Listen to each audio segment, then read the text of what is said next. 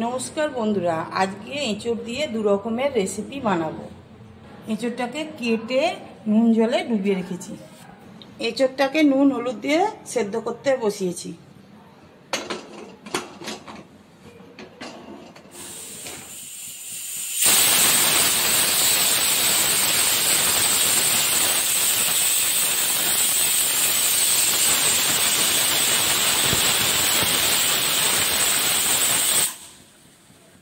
প্রথমে তেলে এঁচোড়টা ভেজে নিতে হবে।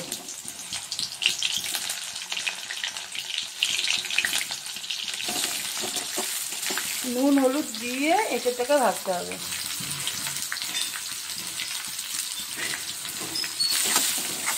এঁচোড়টা ভাজা হয়ে গেছে। দ্বিতীয় রেসিপিটি হলো এঁচোড়ের রেজালা। প্রথমে কড়াইয়ে সাদা তেল দিতে হবে। তেলের মধ্যে গোটা গরম মশলা আর শুকনো লঙ্কা ফোড়ন দিতে হবে।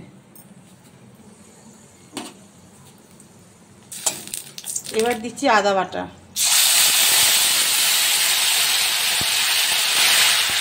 এবার দিচ্ছি জিরে গুঁড়ো, এবার দিচ্ছি কাশ্মীরি লঙ্কার গুঁড়ো,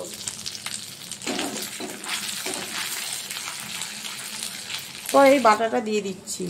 এর মধ্যে আছে টক দই, পোস্ত, কাজু, কিশমিশ, চারমগজ বাটা। এরপর এটাকে একটু কষিয়ে নিতে হবে। এরপর দিচ্ছি স্বাদ মতো নুন। মশলাটা কষিয়ে নিয়েছি, এবার এঁচোড়টা দিয়ে আর একটু কষিয়ে নেব। এরপর দিচ্ছি অল্প একটু চিনি।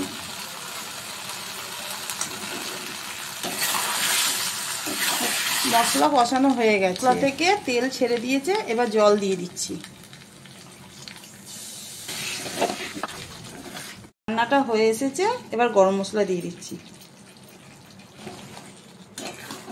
এবার ঘি দিয়ে নামিয়ে দেবো।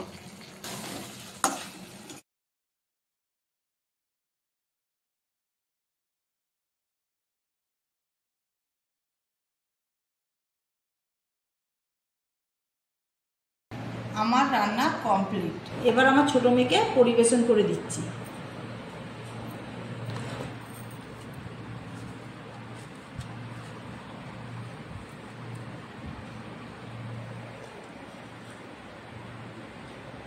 আমার মেয়ের তো ভালোই লেগেছে।